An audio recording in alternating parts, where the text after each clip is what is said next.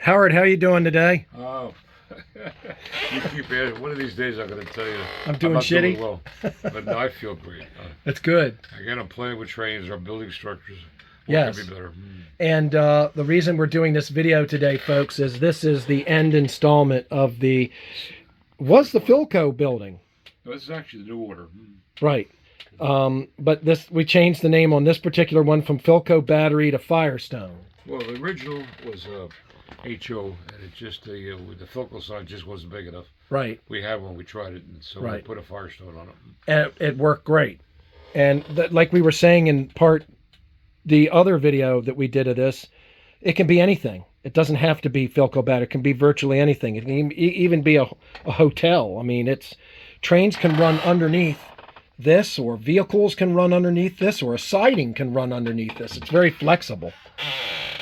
And Howard, you did an incredible job with the pastels on this thing. And well, so did you. This was a training exercise, and I wasn't worried because if you messed it up, I could unmess it. Right. And pretty simple. We can't. It's too big for the turntable, so I'm gonna. No, this flips pretty easy. Oh, okay. Our Crow, which is invisible on the channel, Mr. Crow, he's not gonna be able to hover over this. Crow. So we're gonna do some aerial views. Take a look at the way we see the. Originally, I was going to put pastel on the concrete. Mm-hmm. Now this is just concrete paint, but the way I do this, and you probably showed this, we hit it with India ink and alcohol, and you dab it with a paper towel very lightly. That's how you get this modern look. Right. So when something looks as good, it looks finished now. Don't mess with it. Right. You got to remember when to stop. We talked about that before. Right. The hardest part about any kind of artistic project is knowing when you're finished. Right. Right. And a little bit of alcohol ink was done with this first, and then pastels on top of after. I'm talking about the roots. Oh no! As a matter of fact, folks, there's a video. Actually, we put India ink on the structure first. Right. Right. And then pasteled the structure. Right. And then you dry brush the roof.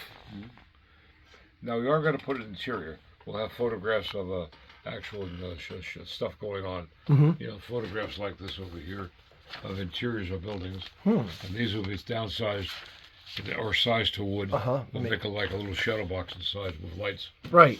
Now everything we build has access, as you know. Right. Here, roof off. Yep. And we could build the shadow boxes. Yeah. Even that little shed roof in the back, I can tell.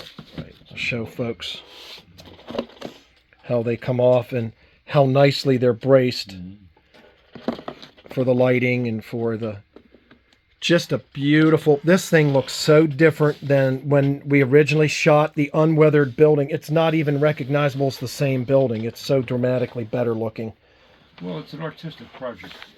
Yeah. So just to go ahead and build it and not do any artwork to it. Right. I just like weathered buildings, and this really came out well. Let's get a shot of the lower doors there. And again, now are you going to shoot these when we get the dioramas done? Yes. Okay, because all these will have scenery and all of it. Stuff on the loading docks, crates, people, a lot of people, automobiles, and it look entirely different. Yes.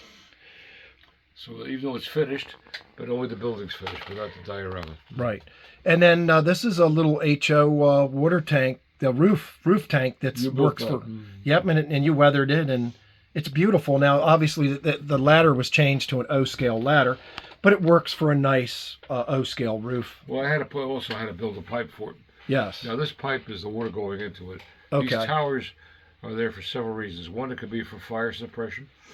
The other could be for water pressure. So it's filled with water. The water comes up to here, and there's all kinds of pressure, and there's the tower that services the building. Right. The pipe going down. Right. So any water tank should have two pipes on it. Yeah, let's give you an aerial view.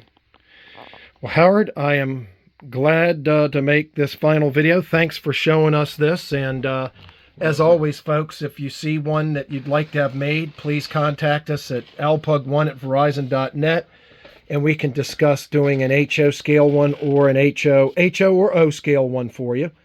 And again, if you're interested, just contact us at alpug1@verizon.net. Thanks, Howard. You're quite welcome. Thank you.